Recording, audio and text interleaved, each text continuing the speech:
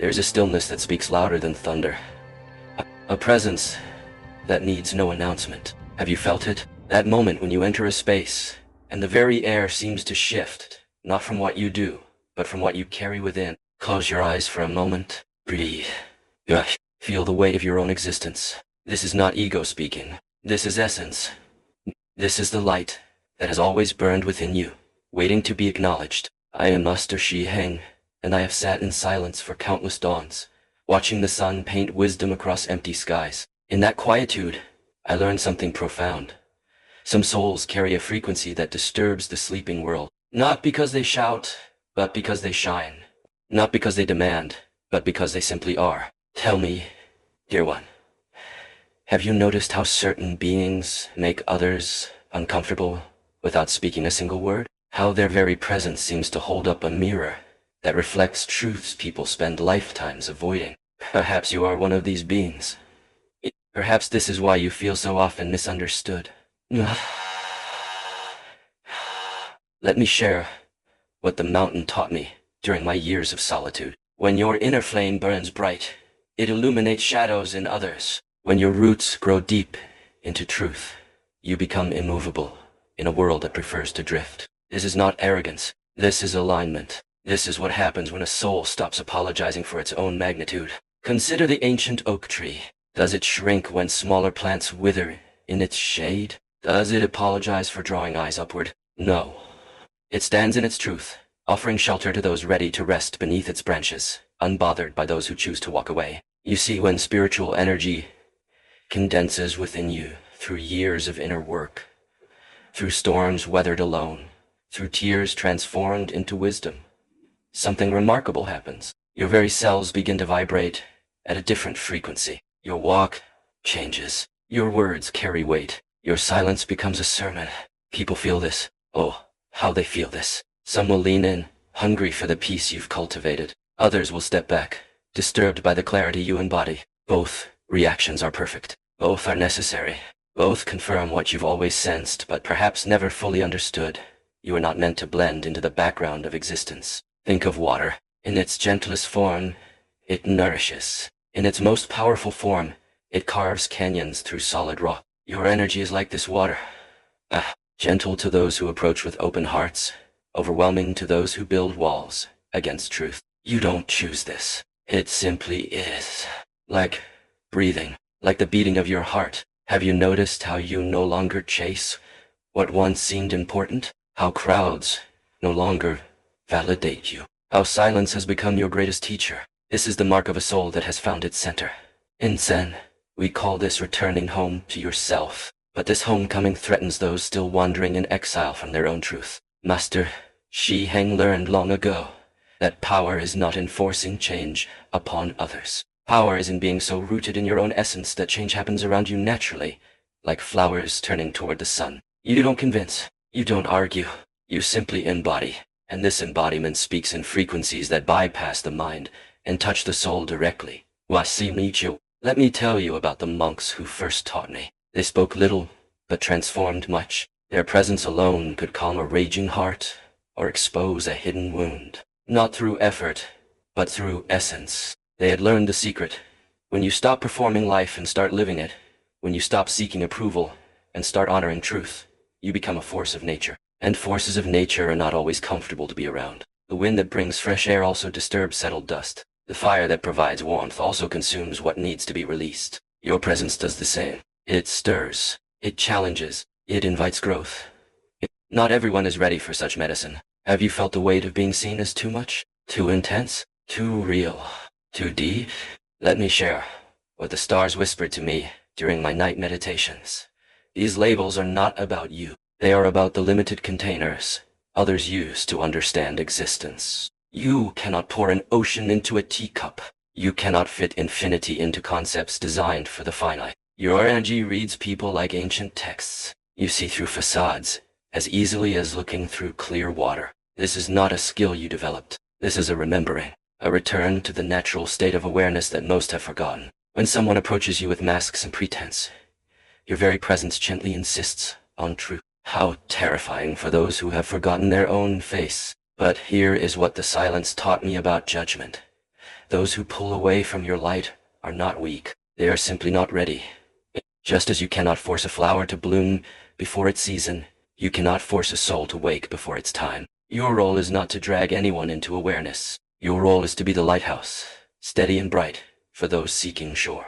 The paradox of powerful presence is this: the more you embrace solitude, the more magnetic you become. The less you need others, the more they need you. The quieter you grow, the louder your impact. This is the way of the sage, the mystic, the awakened one. You draw by being, not by doing. In my years of meditation, I've discovered that those with the brightest inner light often walk the loneliest paths. Not because they choose isolation, but because authenticity naturally filters. When you vibrate at the frequency of truth, only truth can remain in your space. Everything else falls away like autumn leaves, making room for new growth. Do you understand now why some people stare but don't approach? Why conversations halt when you enter? Why some are drawn close only to suddenly retreat? They sense something in you that their mind cannot name, but their soul recognizes. You carry the fragrance of the eternal in a world drunk on the temporary. This is your burden and your blessing, to walk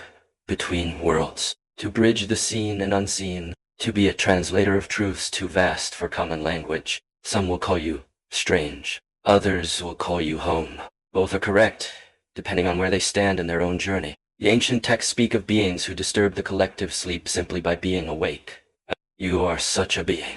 Your awakeness is not aggressive. It's not proud. It's simply present. But presence, real presence, is revolutionary in a world of absence, of distraction, of perpetual running from self. Here's what I learned from the rivers. They don't apologize for their depth. They flow where they must flow. They nourish what is ready to grow. They reflect the sky without claiming to be it. This is your teaching. Flow in your truth. Nourish what comes to drink. Reflect the infinite without losing your course.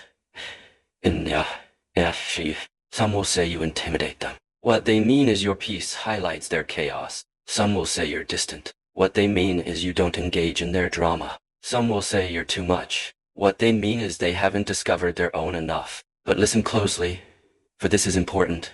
Your light is not responsible for their shadows. Your clarity is not responsible for their confusion. Your depth is not responsible for their fear of diving deep. You can offer the invitation to growth, but you cannot accept it on their behalf. In Zen, we have a saying: the pine teaches silence, the rock teaches patience, the water teaches persistence. You, dear one, teach by being. Your curriculum is your presence. Your lesson plan is your life lived authentically. Not everyone is enrolled in this school. Not everyone is ready for this teaching. The days of shrinking are over. Can you feel it? That time when you made yourself smaller so others could feel bigger. When you dimmed your light so others wouldn't be blinded. That season has passed like winter giving way to spring. Now is the time of your full blooming, regardless of who has eyes to see it. I spent years in mountain caves learning this truth. The sun doesn't dim itself for the comfort of shadows.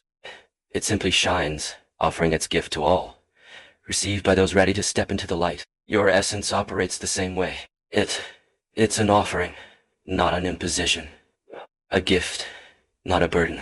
Medicine, not poison, though it may taste bitter to those addicted to illusion. When you walk in your power, you become a living permission slip for others to do the same. But here's the complexity. Not everyone wants that permission.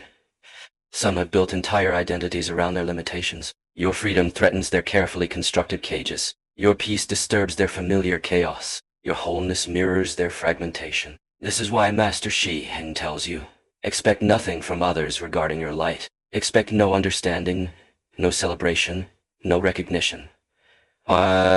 These expectations are chains that bind the free spirit. Instead, root yourself so deeply in your own truth that external validation becomes as unnecessary as teaching a fish to swim. The powerful aura you carry is not a costume you wear. It's the natural radiance of a soul that has done its work. Every meditation, every moment of solitude, every tear transformed into wisdom, every fear faced and transcended, all of this has woven itself into your energetic signature. You didn't create this presence, you unveiled it.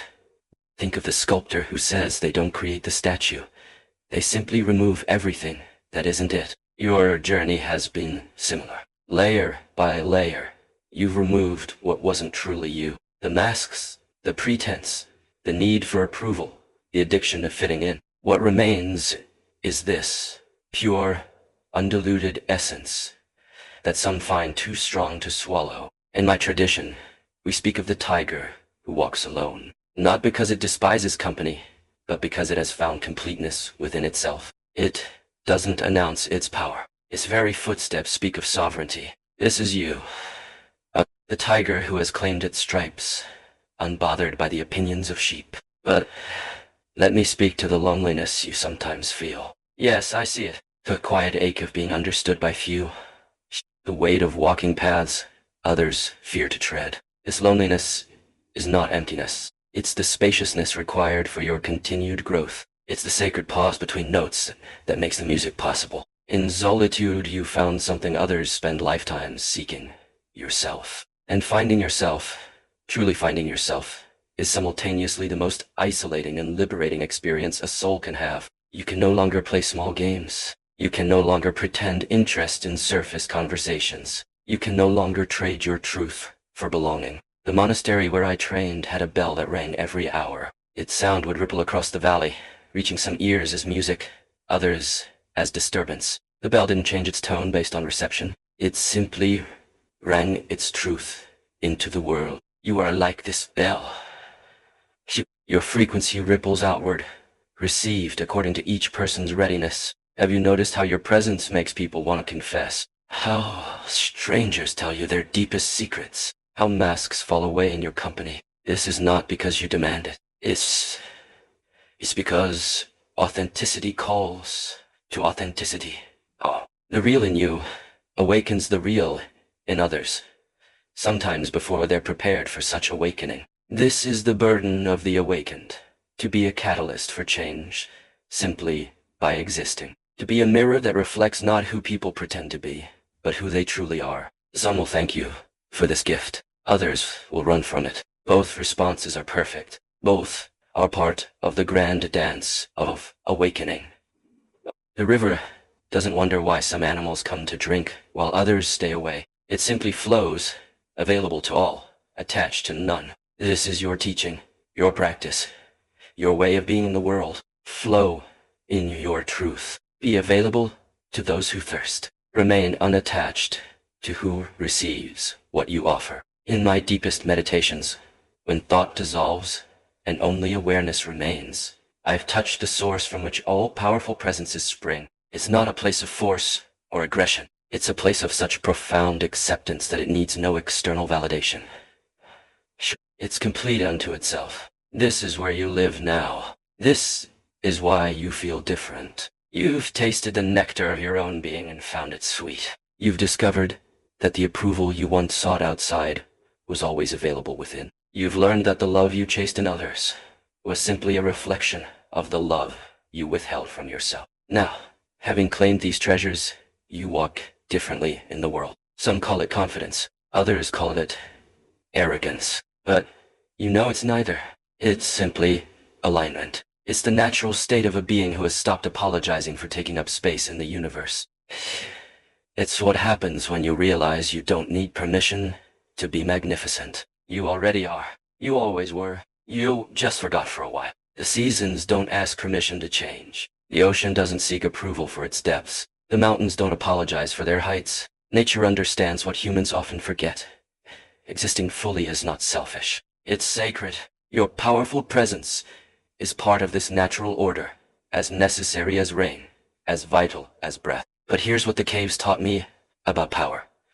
True power serves. It doesn't dominate. It elevates. Your presence, when properly understood, is not about being above others. It's about being so grounded in your truth that you become a foundation others can build upon, should they choose. You're not the sun demanding worship. You're the lighthouse offering guidance. Every master was once misunderstood. Every teacher was once too much for their time. Every light bearer walked through seasons of isolation. This is not punishment. This is preparation. The alone time is not abandonment. It's appointment. You're being prepared for something that requires the strength only solitude can build. In the stillness you've heard truths that noise would have drowned. In the emptiness, you've found fullness that crowds could never provide. In the darkness, you've discovered your own light, needing no external flame to shine. This is why your presence disturbs. You've found what others are still seeking outside themselves. Let me speak now to the part of you that sometimes wishes to dim this light, to fit in just once more, to taste the simple belonging of the unconscious. I understand this longing. Even the eagle sometimes envies the sparrow's easy company. But you cannot unknow what you know. You cannot unfeel what you felt. You cannot return to sleep once truly awakened. Your path is forward, always forward, into greater authenticity, deeper truth, more radiant presence. Yes, it's lonely at times. Yes, it's misunderstood often. But it's also magnificent.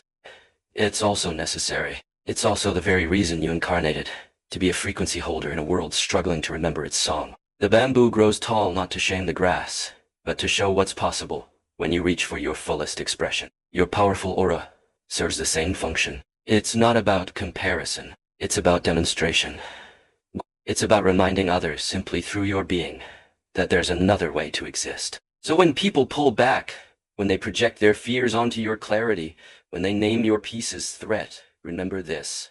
Their reaction is their healing beginning. You've stirred something in them that needed stirring.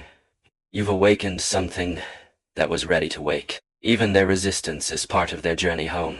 The monastery gardens taught me patience. Seeds planted in spring don't bloom until their season. The gardener doesn't dig them up in frustration. He trusts the process. Your presence plants seeds in everyone you meet. Some will bloom immediately. Others will take years. Some will need different soil entirely. Your job is not to force the blooming. Your job is to keep planting. Here's what I want you to understand as we near the end of our time together. Your powerful aura is not a burden to bear. It's a gift to share, but only with those ready to receive it. You don't owe anyone a dimmed version of yourself. You don't owe anyone a smaller container for their comfort. You owe the world your truth, your full presence, your undiluted essence. The time of hiding is over. The season of apology has passed. The era of shrinking has ended. Now is the time to stand in your full height, to speak in your true voice, to walk in your authentic power, not with aggression, but with the quiet certainty of one who has found their center and refuses to be moved from it. Master Shi Heng has one final teaching to share. In all my years of seeking, I discovered that the most powerful beings are often the quietest. They don't need to announce their arrival. Their energy precedes them. They don't need to demand respect. Their presence commands it. They don't need to prove their worth. Their being demonstrates it. You are one of these beings. You always have been. The only difference now is that you're beginning to accept it, to own it, to live it without apology or explanation. This is your liberation. This is your calling. This is why you've always felt different, because you are. So here is my invitation, my challenge, my loving command. Stop waiting for permission to be powerful. Stop seeking approval for your authenticity. Stop apologizing for the space you take up in this world. The universe doesn't make mistakes. Your presence, your energy, your powerful aura, all of it is intentional, necessary, and sacred. Walk tomorrow as what you are, a force of nature, a bearer of light, a holder of frequency that this world desperately needs. Let them stare, let them whisper, let them project, let them retreat. None of it changes who you are. None of it dims your light. None of it reduces your purpose. You were born to disturb the comfortable and comfort the disturbed. You were born to be a mirror and a lighthouse, a catalyst and a sanctuary. You were born to be exactly what you are, powerfully, unapologetically, magnificently yourself. This is your meditation. This is your practice. This is your path. Walk it with pride. Walk it with purpose. Walk it knowing that every step sends ripples through the universe, touching souls you'll never meet, changing lives you'll never see, holding space for transformation you'll never fully comprehend. Your aura is not too powerful. The world has simply been sleeping too long. Your presence is the dawn bell, calling all who are ready to wake. Ring clearly. Ring truly. Ring without reservation. The time is now. The place is here. The person is you. Be the light that you are. The world is waiting, whether it knows it or not.